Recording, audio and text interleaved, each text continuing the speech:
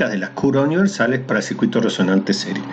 Ya habíamos visto entonces las ecuaciones, cómo poníamos Z en función de R y parametrizado en dos parámetros, el Q y el beta, que es el desfasaje respecto de la frecuencia de resonancia. Esta era la curva universal de módulo que veíamos en su momento y aquí tenemos la curva de la fase. Pero hagamos un análisis un poco más profundo. Si tomamos, por ejemplo, este circuito serie y modificamos la resistencia, vemos que al modificar la resistencia va a modificarse también el valor de Q y las curvas van a tomar las siguientes formas. Por ejemplo, la curva azul, que es el caso número 1, tenemos la resistencia vale 1 y el Q vale 10. En la curva violeta, que es el caso número 2, tenemos la resistencia vale 2.5, el Q vale 4, y así el 3 es la verde, vale 5 la resistencia, el Q vale 2, y en el caso de la amarilla vemos que la resistencia vale 10 y el Q vale 1, es decir que podemos ver que la resistencia crece en este sentido y el Q crece en el otro sentido opuesto. Entonces vemos que las curvas se van haciendo más angostas a medida que el Q crece. En cambio, o visto de otra manera, vemos que las curvas se hacen más anchas a medida que va cambiando la resistencia.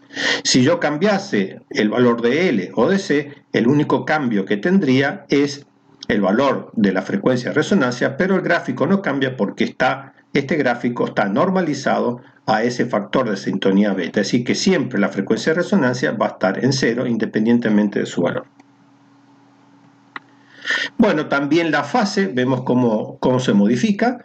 También aquí vemos que a medida, en este caso, por ejemplo, la curva amarilla, tenemos una resistencia de 10, en cambio la curva Bordeaux, que es la 1, tiene una resistencia de 1. Es decir, que en este momento vemos que R va decreciendo en este sentido, pero Q crece en este sentido. Entonces lo que vemos es que a medida que el Q va creciendo, la curva se va pegando hacia una función escalón que tiene menos 90, es decir, comportamiento capacitivo para frecuencias menores a la frecuencia de resonancia, y un comportamiento inductivo, es decir, tiende a más 90 para valores superiores a la frecuencia de resonancia. Entonces vemos cómo tiene esta curva tipo S que se va pegando al escalón formado por estos tres ejes.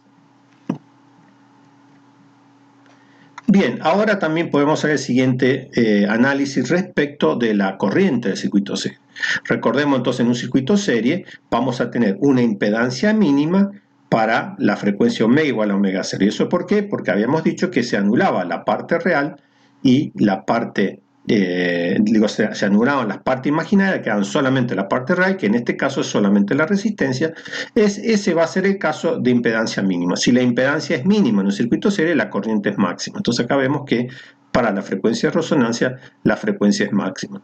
Y además tenemos entonces tres curvas caracterizando tres circuitos series con distintas resistencias. Entonces vemos la curva roja tiene resistencia de 200, 150 y 100 la curva azul. Obviamente que a medida que aumenta la resistencia, la corriente va a ser menor.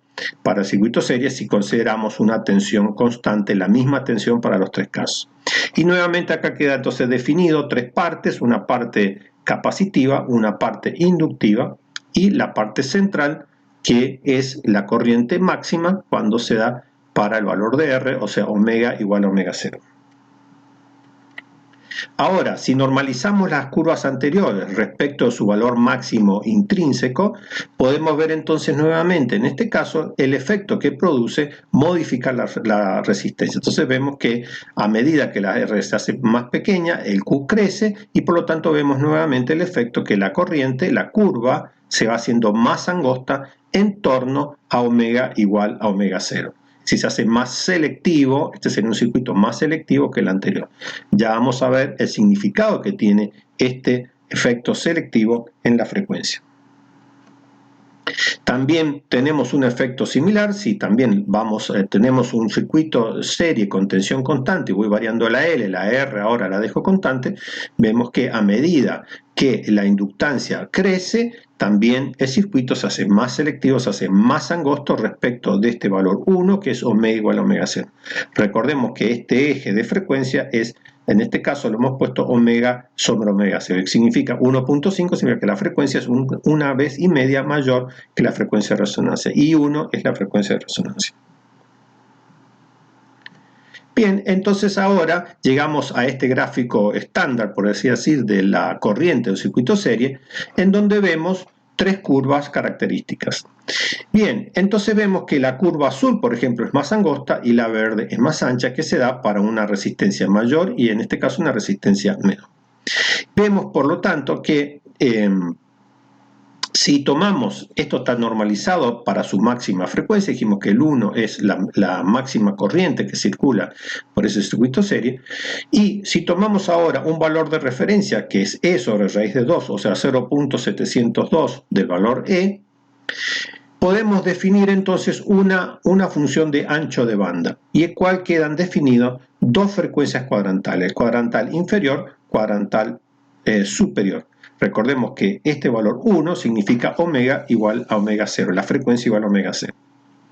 Entonces vemos que este ancho de banda va a ser la diferencia entre omega 2 y omega 1, que va a ser igual a omega 0 sobre Q igual a R sobre L. Es decir, que para un determinado circuito serie, este ancho de banda es característico. Por lo tanto, este ancho de banda me está diciendo lo siguiente, que yo podría imaginarme un circuito, un filtro ideal que sigue esta forma que estoy marcando, por lo cual veríamos que para frecuencias inferiores a la frecuencia cuadrantal inferior, la amplificación, es decir, la corriente que circula por el circuito es baja, y entonces esas frecuencias están poco amplificadas. Lo mismo puedo decir que para frecuencias superiores a la frecuencia cuadrantal superior, los valores de corriente que surgen de ese circuito serie van a ser bajos, es decir, tampoco amplificados. En cambio, para un entorno alrededor de la frecuencia de resonancia, la corriente es máxima. Por lo tanto, quiere decir que las frecuencias que yo esté seleccionando se van a ver amplificadas mucho más que la otra frecuencia, así funciona como un filtro. Este valor de raíz de 2 surge de considerar la potencia. Recordemos que la potencia es E cuadrado sobre R o I cuadrado por R, por lo tanto, si ahora tomo digamos, este punto correspondería a la potencia mitad, es decir, que la raíz cuadrada de la potencia nos va a quedar E sobre raíz de 2. O sea que esta raíz de 2 surge de un punto de potencia mitad. Significa que en esta parte del circuito la potencia es superior a la mitad, y en cambio, a medida que me alejo de estos dos puntos cuadrantales, la potencia que tengo a la salida del circuito va a ser mucho menor. Y este es un gráfico típico del circuito serie resonante serie, que nos está diciendo que para la frecuencia de resonancia el circuito tiene un comportamiento muy particular de filtrado.